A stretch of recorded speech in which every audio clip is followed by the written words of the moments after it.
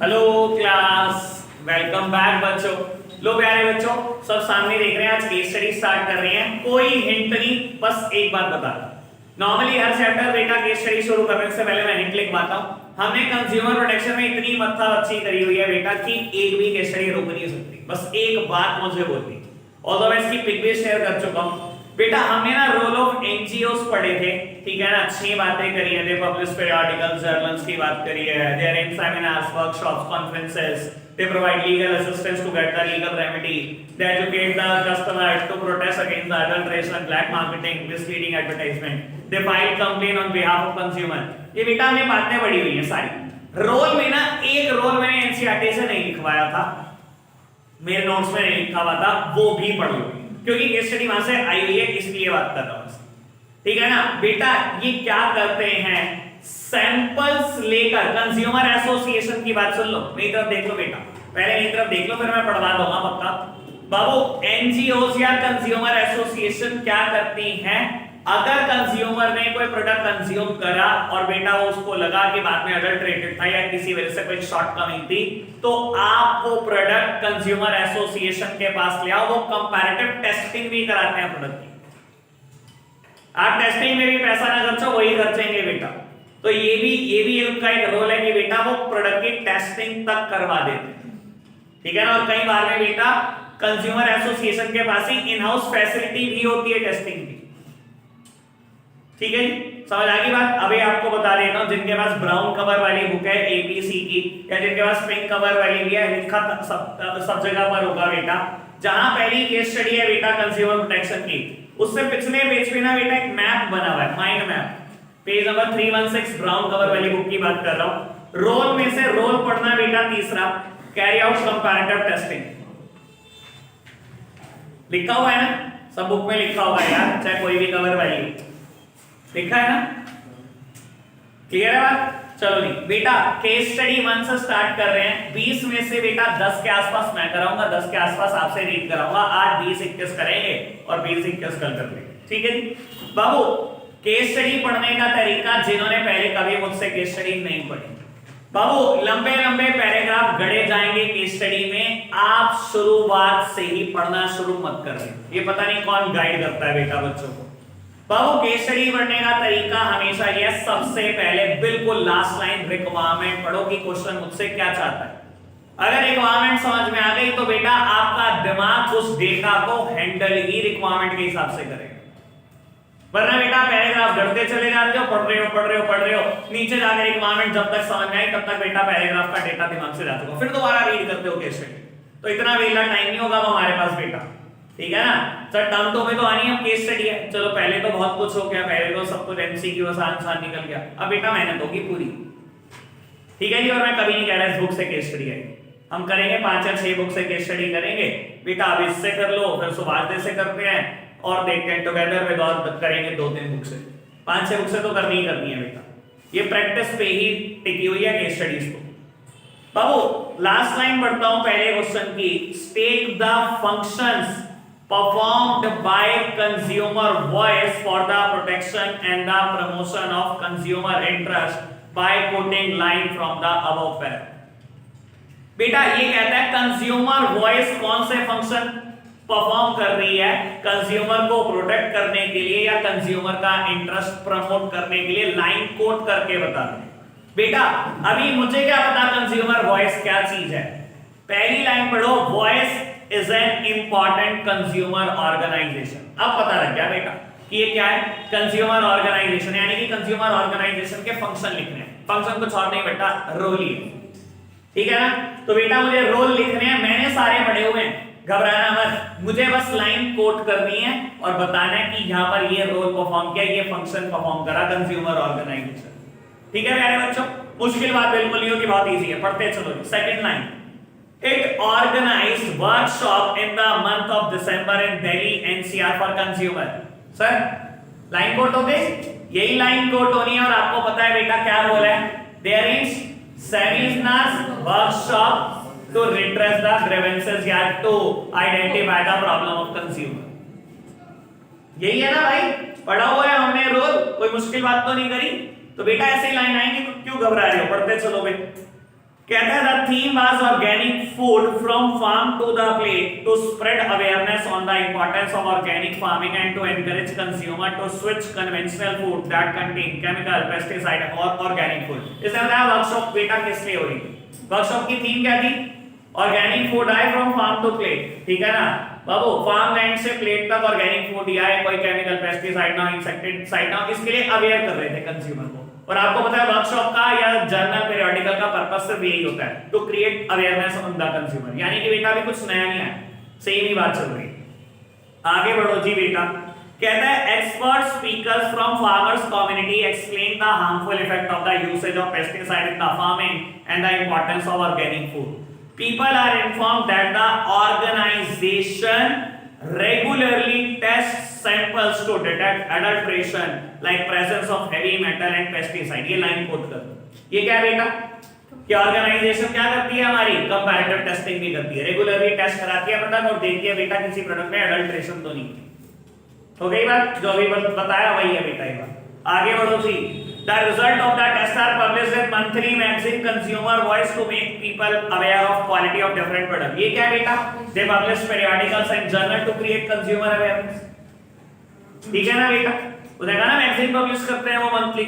और last one, it also provide aid and legal advice to the consumer in seeking a remedy। ये क्या है बेटा, they provide legal assistance to get a legal remedy। Last लिखा मेरे notes में, clear हो गई बात। तो क्या मुश्किल था भाई, बच्चे कहते हैं पेपर बहुत मुश्किल है, बहुत मुश्किल है, मुझे तो समझ नहीं आता भाई क्या ही मुश्किल था।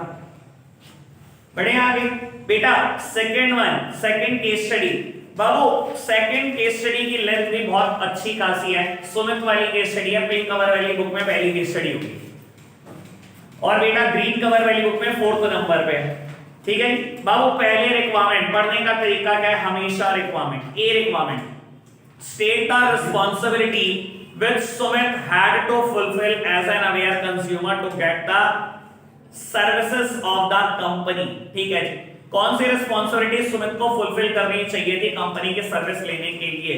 और बी पार्ट कहता है explain briefly any two right which Sumit could have exercised had he fulfilled his responsibility identified in part. कहता है बी पार्ट ऐसे कौन से 2 राइट है जो सुमित को मिलते अगर सुमित ए पार्ट में दी गई रिस्पॉन्सिबिलिटी को पूरा करता, ठीक है प्यारे बच्चों। एक बात सुनो, आपने रिक्वायरमेंट पढ़ लिया, आपका दिमाग उसी हिसाब से चलना चाहिए। एक दूसरी बात बेटा, जो बच्चे मेरे को जब सुनते टाइम मेरे को ये कह रहे थे ना कि कोई 5 रिस्पॉन्सिबिलिटी सुन लो, कोई 4 सुन लो, कोई 6 सुन लो, आज उसकी वर्क पता लग रही होगी। केस स्टडी ने ये नहीं कहा कि अच्छा आपने ये 5 करी है, मैं केस स्टडी में से दे देती हूं। उसने तो आपसे ये पूछ लिया कौन सी रिस्पॉन्सिबिलिटी सुमित ने पूरी नहीं करी हुई है, ए बात है। और बी पार्ट कहता है अगर पूरी करी होती तो कौन से 2 राइट मिल जाते उसको। तो बेटा अगर सारी पता होगी तभी लिख पाओगे, आपकी मर्जी की 5-6 बताओगे कुछ नहीं कर पाओगे बेटा, क्लियर है ना। रिस्पॉन्सिबिलिटी याद है ऐसे सारी एक बार दिमाग में घुमा लो, याद है ना, कैश मेमो याद है, इलेक्ट्रिकल अप्लायंसेस पे आईएसआई देखना है, एफपीओ देखना है, स्टैंडर्डाइज मार्क याद है, अवेयर रहना है, ये पता है बेटा, ठीक है ना। सारे रिस्क याद रखने हैं, मैन्युफैक्चरर की इंस्ट्रक्शन फॉलो करनी है, ठीक है ना। लेबल रीड हमने करना है, वो हमारी जिम्मेदारी है। कंज्यूमर कोर्ट में केस फाइल करना है चाहे अमाउंट बड़ी कम हो, कंज्यूमर सोसाइटी बनानी है, रिस्पेक्ट करनी है एनवायरनमेंट की, सब घूमा हुआ है। चलो पढ़ना शुरू, यहीं से है कुछ ना कुछ। Sumit purchased an ISI marked washing machine of a famous brand MG from TG Electronics Limited। बेटा उसने ISI मार्क वाली वॉशिंग मशीन खरीदी थी। The shopkeeper asked him to wait for 2 days for the installation of machine। बेटा shopkeeper ने बोला 2 दिन रुक जाओ, इंस्टॉलेशन करा देता हूं। His friend Vivek was very fond of experimenting with new electronic product। मतलब दोस्तों तो ऐसा नए इलेक्ट्रॉनिक प्रोडक्ट के साथ एक्सपेरिमेंट करना चाहता है। अच्छा, he told Sumit that there is no need to wait for the company's representative to install the machine and that he could do it। एक सेकंड रुकना,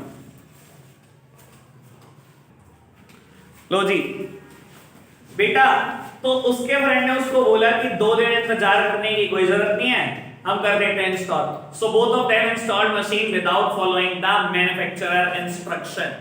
सबसे बड़ा यही है बेटा, दोनों ने मशीन इंस्टॉल कर दी, मैन्युफैक्चरर की इंस्ट्रक्शन फॉलो नहीं करी। कौन सी जिम्मेदारी पूरी नहीं करी आपने? Learn about the various risk associated with the product, follow manufacturer instruction and use the product safely.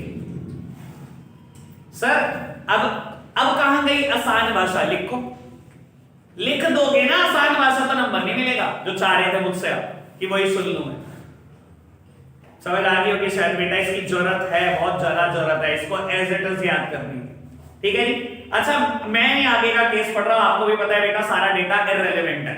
अगर उसने अपनी ये जिम्मेदारी पूरी करी होती तो बेटा उसको 2 राइट मिले होते।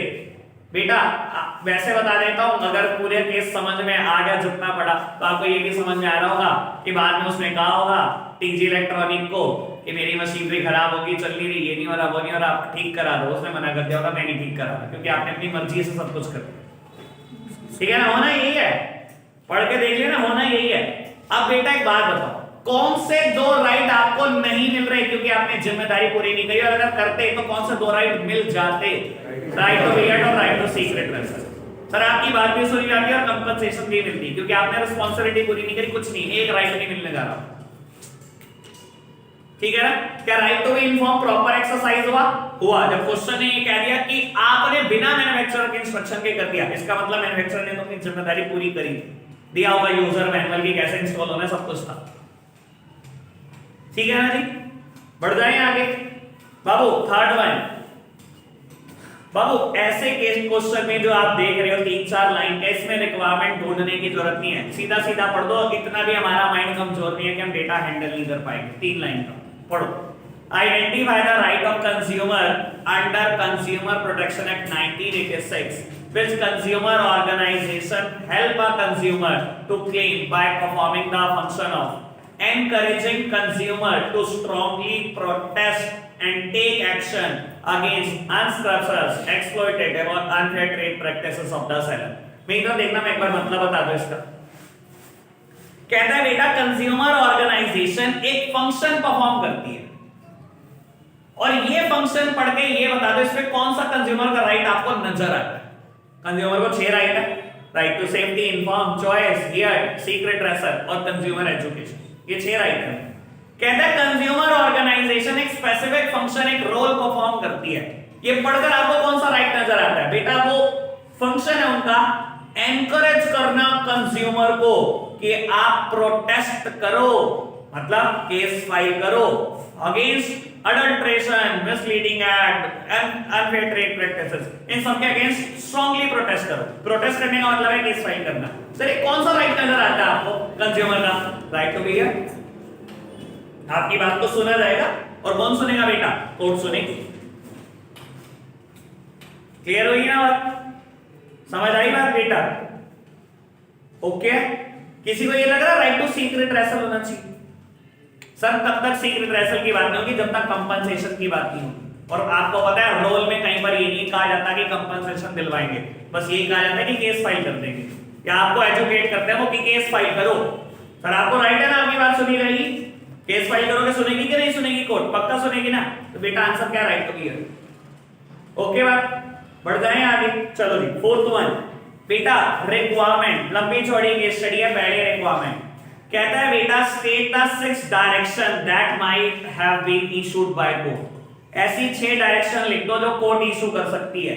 ठीक है जी, अभी पढ़ेंगे बेटा केस का। और B part also identified to value that, बेटा वैल्यू वाले क्वेश्चन हमारे कोर्स से बाहर है, ठीक है ना, तो ये पढ़ने की जरूरत नहीं है पुराने टाइम में कोर्स में। ठीक है, वैल्यू को छोड़ो।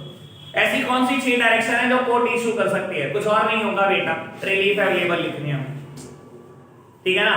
कोर्ट बेटा यही कोई भी 6 डायरेक्शन इशू कर सकती है, लेकिन एक बार केस पढ़ लेना, कई बार कुछ केस स्पेसिफिक बात लिखनी पड़ती है मुझे, ठीक है ना। ऐसे ना लग देना बेटा कोई भी 6 लिखा हो बिना केस पढ़े, ऐसे मत करना। एक आध बात केस स्पेसिफिक लिखनी पड़ती है, मैं पक्का बता रहा हूं, ठीक है। मेरे साथ केस ढंग से पढ़ना। IYO organized a visit of its member to an old age home to inculcate the habit of social work among them.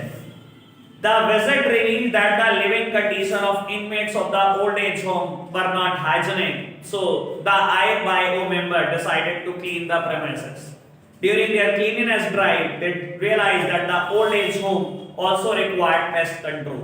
But some of the inmates of the old age home were reluctant for it because they believed that the pest control may create health problem for them. IYO therefore decided to provide ethical, safe and odorless pest control. They showed to the inmates of old age home a pamphlet of the proposed pest control product which promised easy, inexpensive and long-lasting pest control. The inmates happily agreed and the pest control was carried out. पूरा case समझ आया तब क्या हुआ? किसी old age home में गए बेटा, ठीक है ना, बहुत खराब हालत में था, साफ सफाई करी, पेस्ट कंट्रोल करवा दिया, ठीक है ना, मच्छर कीड़े कूड़े सब मर गए, ठीक है ना बाबू, और पैम्पलेट दिखा दिया कि बहुत एथिकल है, बहुत सेफ है और ये और वो है, चलो हो गया। कहता है बेटा it work for a fortnight but due to their dismay the effect started wearing off. कहता है बेटा उसने 15 दिन तक काम करा, फोर्टनाइट मतलब 15 दिन को बोलते हैं बेटा फोर्टनाइट। कहता है but to their dismay the effect started wearing off, और 15 दिन के बाद बेटा उस पेस्ट कंट्रोल के इफेक्ट खत्म होने शुरू हुए। IYO contacted the pest control company which kept on postponing their visit. IYO ने पेस्ट कंट्रोल कंपनी को कहा और वो क्या कर रहे हैं बेटा, जान के अपनी विजिट को पोस्टपोन कर रहे हैं कि आएंगे हम चेक कर देंगे, आएंगे चेक कर देंगे। After waiting for a month, IYO filed a case in a consumer court, और बेटा उन्होंने क्या करा, उठाकर कंज्यूमर कोर्ट में केस कर। अब मुझसे पूछा गया कि कोर्ट कौन सी 6 डायरेक्शन इशू कर सकता है। देखो बेटा मैं इधर देखना, RQ बेटा रिपेयर किया जा सकता है, defect from the services replace किया जा सकता है, या पैसे रिफंड, ये तो हो ही सकता है, ठीक है ना। कंपनसेशन मिल सकती है, झूठ बोला हो आपने। मैं आपको एक बात बोल देता हूं, आप कोई भी 5 लिख देना, मुझे मेरे को बिल्कुल नहीं बुरा लगेगा, कोई 5 भी लिख, लेकिन ध्यान रखें ना, छठी केस स्पेसिफिक होनी चाहिए।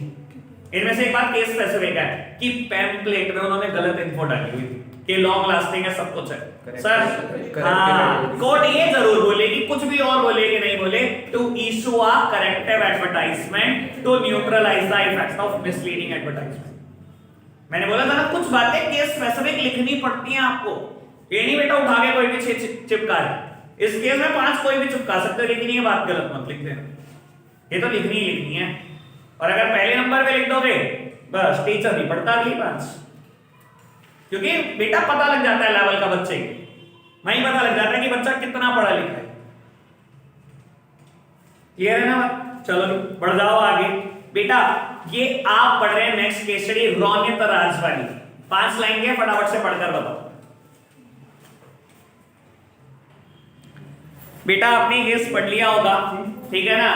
डॉक्टर ने डेफिशिएंसी इन सर्विसेज दिखाई है, और मोस्ट ऑफ द केस में डॉक्टर ऐसा काम करने के बाद कभी पर्चा बना के नहीं देते, हमने कौन सी दवाई दे दी है क्या करना, ठीक है ना बाबू। चलो खैर डेफिशिएंसी ऑफ सर्विसेज हो गई बेटा, उसकी राइट लेग भी चली गई, तो बेटा कौन सा राइट चला गया बेटा, आप एक्सरसाइज कर सकते हो राइट टू सेफ्टी, कि आपको राइट है बेटा सेफ रहने का हर हाल। चलो जी आगे बढ़ते हैं बेटा।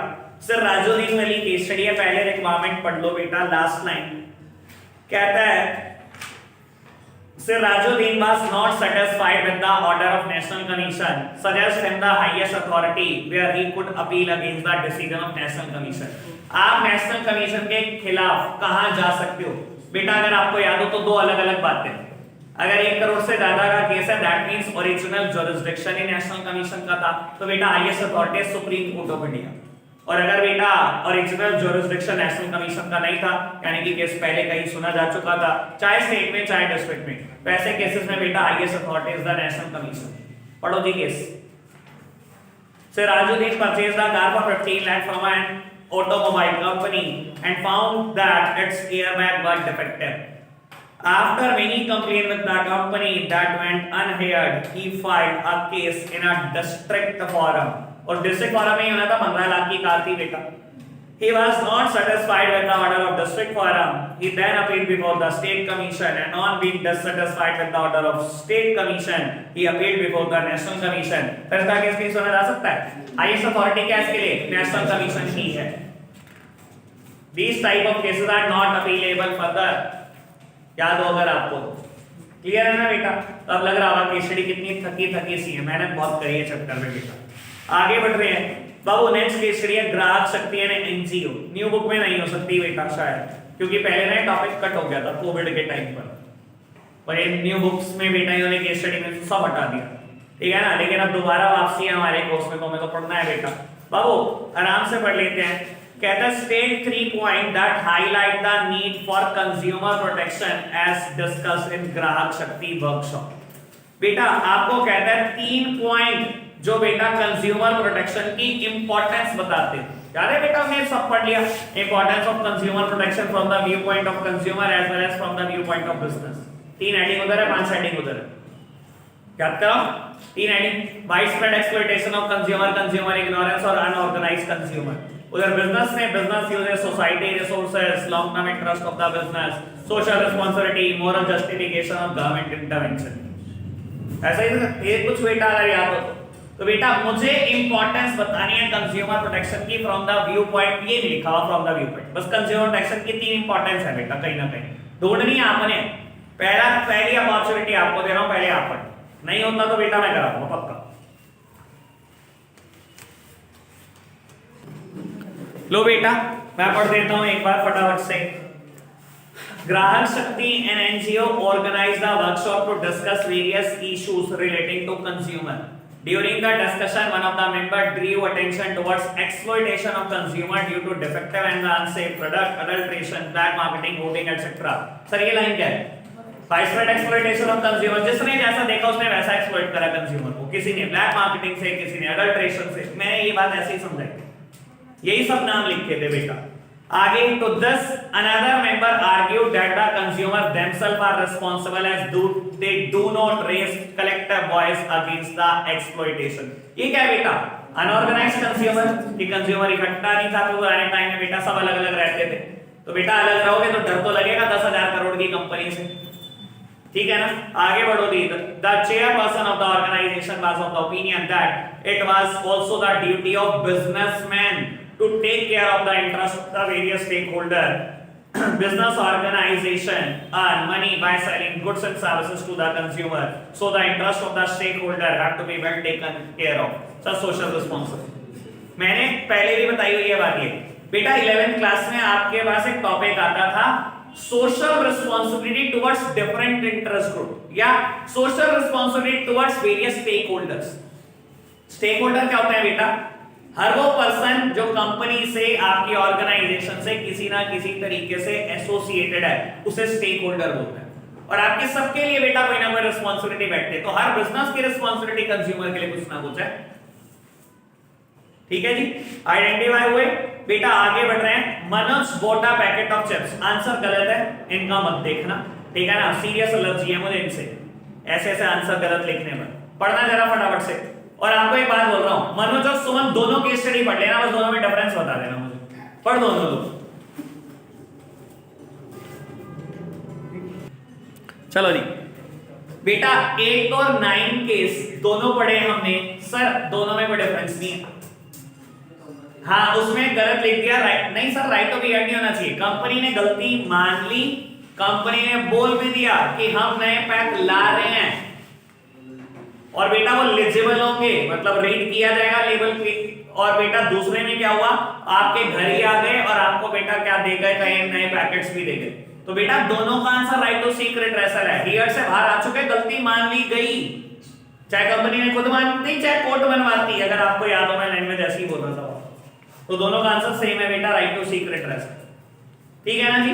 आगे बढ़ो जी, मानवेंद्र वाली केस स्टडी है बेटा, और ये डिस्कशन मैं बैच में ऑलरेडी कर चुका हूं। जब केस पढ़ोगे तो आपको याद आएगा कि मैंने बात की हुई है बेटा। सबसे पहले last line, Manvendra told that he was exercising one of his right which he could not exercise in a nearby big brand shops, state the consumer right which Manvendra had exercised। आपको पता हो तो अगर इस लाइन में सब कुछ आ चुका मुझे केस भी नहीं पढ़ना। मानवेंद्र ने क्या बोला कि मैं पर्टिकुलर राइट एक्सरसाइज करता हूं, अगर मैं इन बिग ब्रांड के शोरूम में चले जाऊं तो मैं वो राइट कभी एक्सरसाइज नहीं कर पाऊंगा। कौन सा राइट की बात चल रही है? राइट टू चूज, याद है ना बेटा। बड़े ब्रांड के शोरूम में जाते हो क्या होता है, अब पता है ना, लेवाइस के शोरूम में जाके लेवाइस ही मिलेगा बेटा, तो ऑलरेडी आपका राइट टू चूज हट। केस स्टडी बढ़नी पड़ी तो बेटा यहां बच जाएंगे हम, यहां बचाएंगे हम टाइम। आगे बढ़ो जी बेटा, ये जो नेक्स्ट केस है, Vasavi purchase a bottle of pickle, बेटा ये ना मार्केटिंग की केस स्टडी है, गलती से यहां पर डल गई, ठीक है ना। लेबल के फंक्शन वगैरह नीचे लिखे हुए होंगे, शायद आपने पढ़ी हो तो मार्केटिंग, अगर ध्यान हो तो इसे काट दो। आगे बढ़ जाओ बेटा, 12 केस स्टडी, ठीक है ना।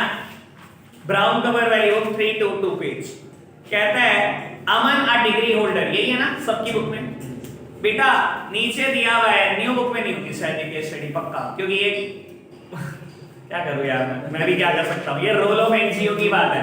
उस टाइम में ना टॉपिक कट हुए थे, इंपॉर्टेंस ऑफ कंज्यूमर प्रोटेक्शन, एक रोल ऑफ एनजीओ, ठीक है ना, तो वो दोनों की सारी केस स्टडी कट होगी आपके उसमें से। बेटा क्वेश्चन है state the function that the organisation established by Aman will be performing. बेटा अमन ने जो ऑर्गेनाइजेशन सेटअप करी है उसके फंक्शन, और आपको बता देता हूं क्योंकि आप कंज्यूमर प्रोटेक्शन पढ़ रहे हो तो इजीली आइडेंटिफाई कर पा रहे हो कि एक ही तरीके की ऑर्गेनाइजेशन सेटअप हो सकते हैं, कंज्यूमर ऑर्गेनाइजेशन, उसके फंक्शन लिखना मतलब उसके रोल लिखना चाहिए, ठीक है। बाकी फिर भी एक बार फटाफट से केस पढ़ देता हूं, तो कोई भी छे, हां कोई भी 6 लिख दो इसमें, तो उसके हैं ही 6 भाई, कोई भी 6 क्या लिखेगा, उसके हैं ही 6, ये कोई रिलीफ अवेलेबल की बात थोड़ी हो रही है, कोई भी 6।